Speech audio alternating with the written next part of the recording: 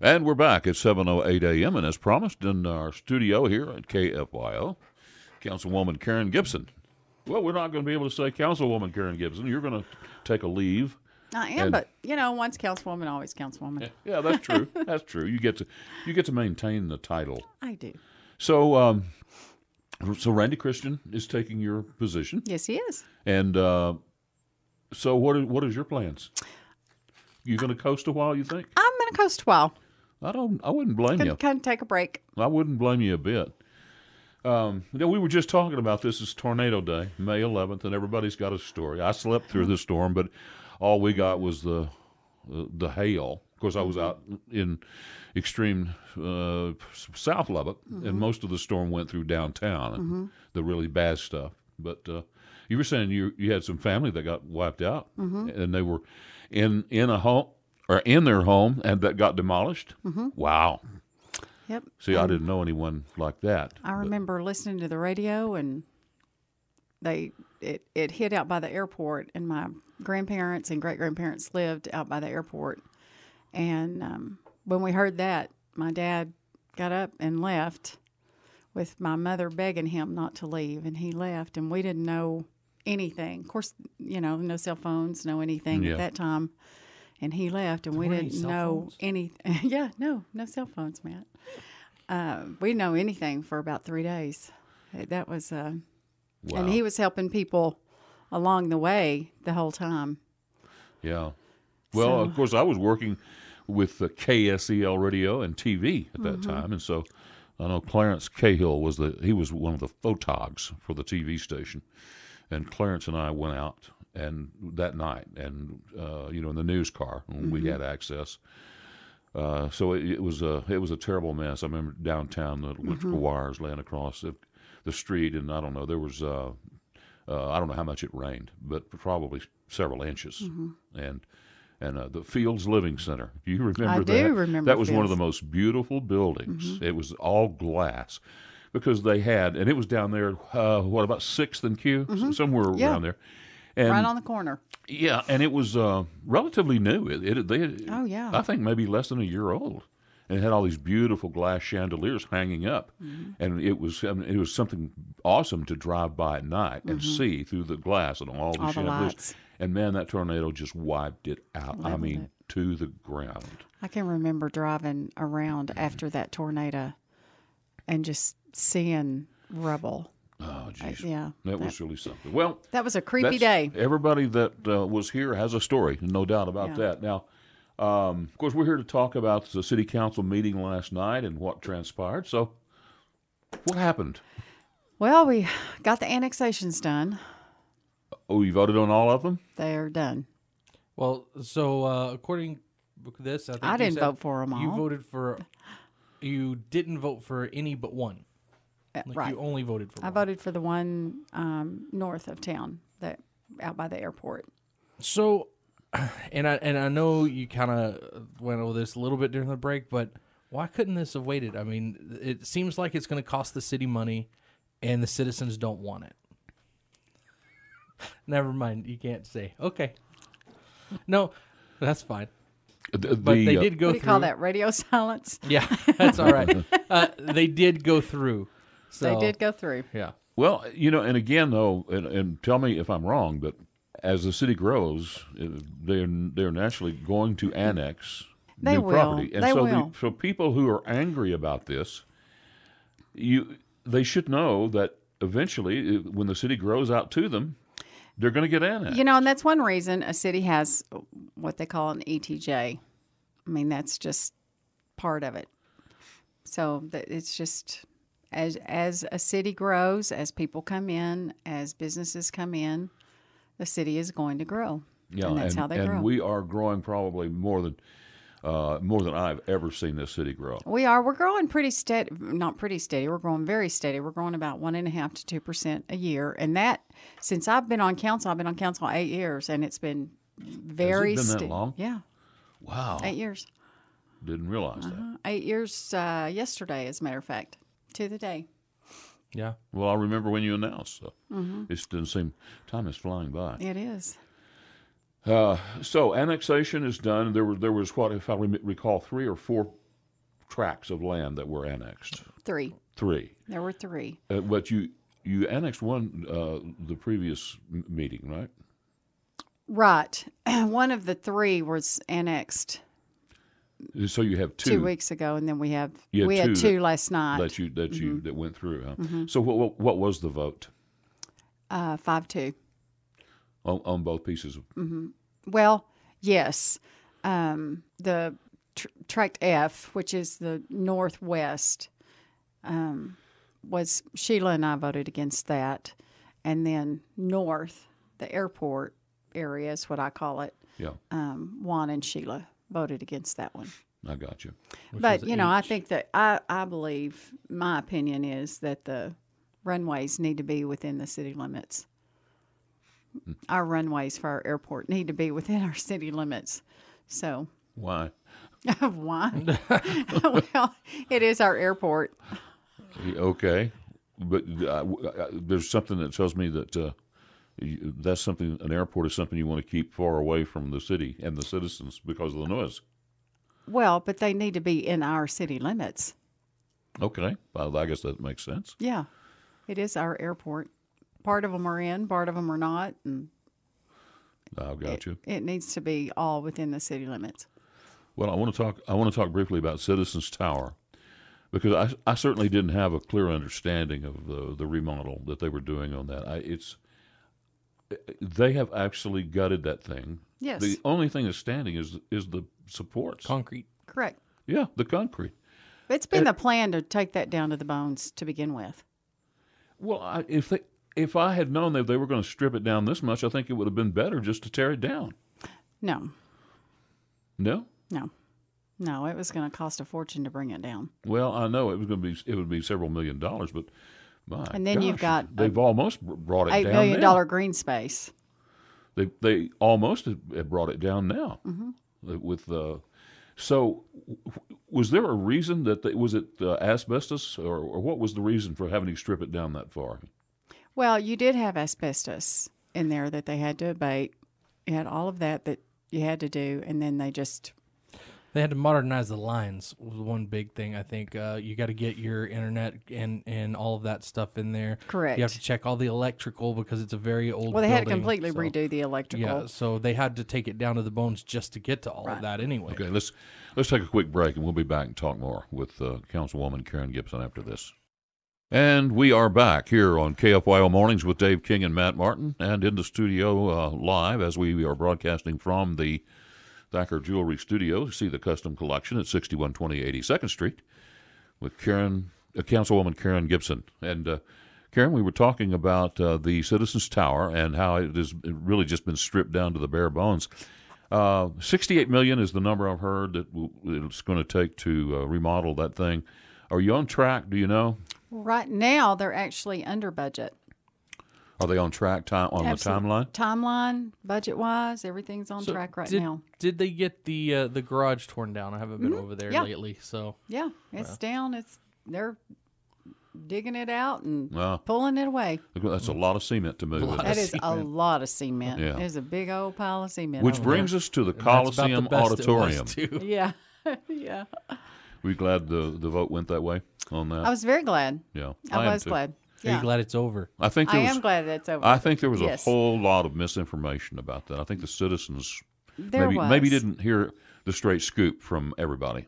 And I'm not talking about the council. Well, I think there was a lot of misinformation. I kind of followed Facebook. I stayed off. I mean, I didn't get involved in any of the conversations, but I kind of followed a lot of them. And there was a lot of misinformation from a lot of different people.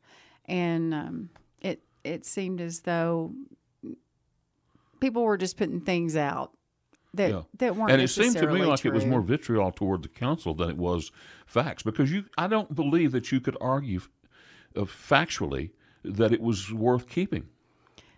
That's just my opinion. No. And it just seemed like there was some elements that just dislikes the council and wanted to maybe stick their finger in your eye and see that thing failed. It's real interesting. I was cleaning out my office this week as I'm getting ready to exit, and I found The actual proposal we got in October of 2010. The first proposal for the auditorium. And it was a little over $8 million to redo the auditorium. To remodel the auditorium. Mm-hmm. And see, in my way of thinking, it has no purpose with Buddy Holly. But remember at that time, Buddy Holly was just being talked about. We hadn't even conveyed the land yet. So, but it was being talked about at that time to give them that land. At the time, the DPS was thinking about moving out to the park, the business park. So all of that was just in the talks at the time. But I had just come on council in May. We got the first bid in October from the 2004 bond election. Well, that's 6 years later. So 6 years later, they've bonded a little over $4 million. That's double what it should have been, or what was bonded for it. So that at that time is when we decided to move that money, because there was not another $4 million to sink into that.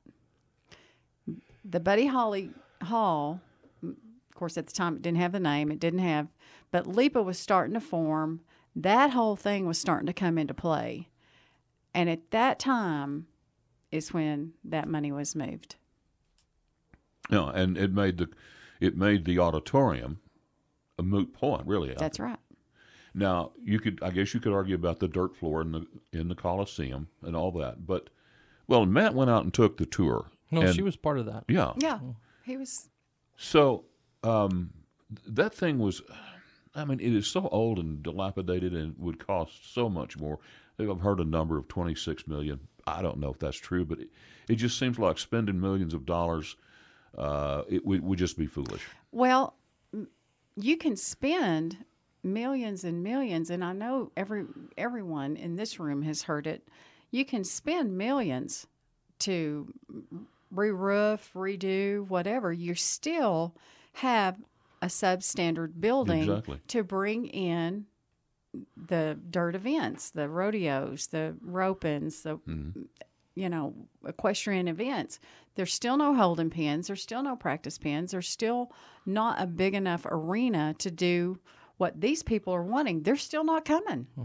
They're still not going to come. And it's real interesting that the ice hockey, that arena is not big enough to have a full-size ice hockey arena. You saw that, Matt. They're up to the walls on that, and it's still not big enough. Yeah. It's not a full size. Yeah, they said they had to use a smaller arena. I didn't realize that. By a couple of feet or something like that. So you still don't have a big enough place. Yeah. Even if you sink the money into it. And I just can't see the council and the citizens actually coming up with money to sink into it. No, and that was being talked about, putting it on a ballot before I got on council. Yeah. It was being talked about when I came on council. Yeah. It's been talked about the whole time I've been on council. This will be good for tech. They can use that land. Yeah. And that's another thing that I think was misinformation. There's a lot of citizens that say, well, why don't we lease that land to tech? And we can't. You can't. It's tech's land. You cannot do it. But that's part of the misinformation. That's just part of the misinformation. And there was not a council that I know of, even prior to me being on it, that wanted to tackle it for this reason. Because you can't win.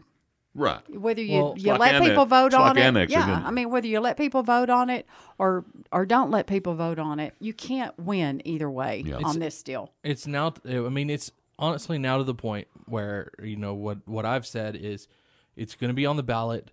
If the ballot didn't pass in 3 years, they're just going to put it back on the ballot because it's got to go. There's nothing else we can do with it. Depends on the council. Well, yeah. But, what are they going to do? Lock the doors? They're not going to put money into it. Especially the auditorium, there's no reason. So not this council. No. This council I know didn't have the Well, and I don't think there's the music. Let's hold. Can you hold over Okay. another Sure, section, sure. another segment? We'll be back after this. Okay, we're back here on KFYO Mornings with Dave King and Matt Martin, talking with Councilwoman Karen Gibson, and of course the council met last night, and we've covered the annexation. The final two tracts of land were officially annexed last night at the meeting, and we glad to see the Coliseum. I think the city council is overall very glad to see the Coliseum and Auditorium be turned back. And I think, well, what was it, 52%? Is that what it wound up passing by? Yeah, I think that's what it was. But remember that what that vote did was give the council the ability to ability to vote to give it to Tech. Yeah. Turn it back over to Well, Tech. that's not going to be So done. that didn't actually do it yet. So it's not actually done yet. So The I But council it will pass the council, won't it? Oh, sure. do Sure. have I just don't know when they'll vote on it. I'm a sorry, question Matt. before we go to the Lubbock Alert. I think you said you want to talk about that, and it's been I've seen a lot about it lately. So, but there's two things. One is is there a timeline on when Quaker's going to open, because the Quaker's completely closed down right by 50th. Yes. I don't know when that timeline is. I don't know when they'll be done with that yet. I can find out for you, and I'll get back with you on that. Right. I'll find out and shoot you a text. And something I've been wanting to know, and this is just for me personally. Everybody else is going to roll their eyes, but over on Upland, at 98th Street, they've decided to start working on that road, and it's completely closed off at 98th there. On the other side, it's a dirt road, but they stuck a stop sign there out of nowhere. Well, that's on purpose because I live over there, and in the mornings, you cannot get out of any of those subdivisions. So that's on purpose. Well, but you don't go in the subdivision there at 98th. No, but there's eventually going to be a light there. Well, I assumed And so that. that stop sign right there at least gives a break to those three subdivisions that are further north, to where those people can get out. Well, it's worked. I'm just going to say it's very inconvenient on Sunday when I go to church. No. Well, I'm going to tell you, it lets us get out of our subdivisions. I don't care whether you got your subdivision or not. I don't like to have to stop on my way to church. Now, Connor says that he came down 50th today, and the Quaker, and it's open. So Quaker's It is open? Good. Oh, okay. So Good. Well, there's your there's the answer. I answer. don't have to call back. okay, well, I want to know There you something personal right up here by where I live Okay. at Memphis and 82nd. What is taking so long? You told me that they were building the water tower there, right? So are they going to demolish the old? I think so, yes. It was a reservoir, Uh-huh. and I guess it leaked and never worked, or so. They have been pouring cement. They've had truck after truck of dirt hauled out of that, and it's just been going on now for, I don't know, 2-3 months. Oh, it's or probably longer. going to be longer than that. And I still can't even see what they're doing yet. Well, that's they've 'cause got they nothing coming out of the ground. Well, so they far. will eventually. Do you know But how it's- long it's it gonna took be- them on 29th Drive? It's going to be one of those big golf ball looking water towers. Okay. Yeah, I mean, it'll be. Okay. Like the one on Indiana and 50th? I'm not sure if white- it'll be that or a dome. Okay. Yeah. I'm not sure. Okay. So, That's all I got. Lubbock Alert. Let's talk about Lubbock Alert. Okay. Lubbock Let's do. Alert. Yeah, since it is tornado season, and I know a lot of people have either tornado sirens on their mind or sign up for Lubbock Alert. Lubbock Alert, we had a presentation on that yesterday, and right now there's like 51,000, almost 500 people signed up on Lubbock Alert. And now this is where you go get an app, right? No, it's not an app. well, it's on your phone. It's on your phone. You go to the city website and sign up for. It's not an app, but you go to the city website and you sign up. Get on your phone. Okay. That's where you get these Amber Alerts and things that your phone already comes with that app on it. This isn't Amber Alert. This is Lubbock Alert, and you have to actually sign up for it. But The software to handle the alert call is already on your phone. Yes. That's what I'm getting at. Yes, you don't that have is to correct. go download an app. no, that is correct. Well, and almost everything they do is through text. I mean, I've got Lubbock Alert. I get texts every day about what's going on in the city. about any road closures, about if the police is going to do an investigation and close something down. I mean, you get all of that information on there. But you if can you sign pick up and for choose. It. Right. That's right. It's your choice of what you sign up for. I sign up for everything because I sign up for everything. Yeah. Oh. You can pick and choose what alert you want. So you go City of Lubbock. City of Lubbock, and then you'll go to Lubbock Alert. There's a tab on the City of Lubbock website, and Right. it says Lubbock Alert, and it'll say sign up. And it'll walk you through how do you want it, text, email, and then it'll give you a list of what do you want to sign up for, whether it's road closures, library, anything like that. And there's also a severe weather area that you can sign up for. So be sure and sign up for that, because if there is severe weather in the area, it'll alert you to that. Very good. And, of course, And that's important. this time of year, that's Yes. very important if you live in this part of the world. Yes, it is. And, we were talking about that yesterday, and we've only had a chance of rain once this year. One time. Sad. Yeah. But it'll come. Yeah. I mean, You- we are in you're- Lubbock, Texas. You're sure I'm of that? optimistic. Well, I tell you what I think, and I've expressed my view on this show. I think that I think the weather people are just messing with us because because you can go, and right now they're predicting on my weather app, they are predicting, well, when you know it, it's not going to open. They've got rain in the forecast for like 4 or 5 days. Yeah, but I think they're only like 10% or something. Yeah, and tomorrow there won't be any. So I think they're just messing with us. That's just my opinion. I think they do that just for you, Dave. Yeah, give you that hope. And then yank it out from under you. Jeez.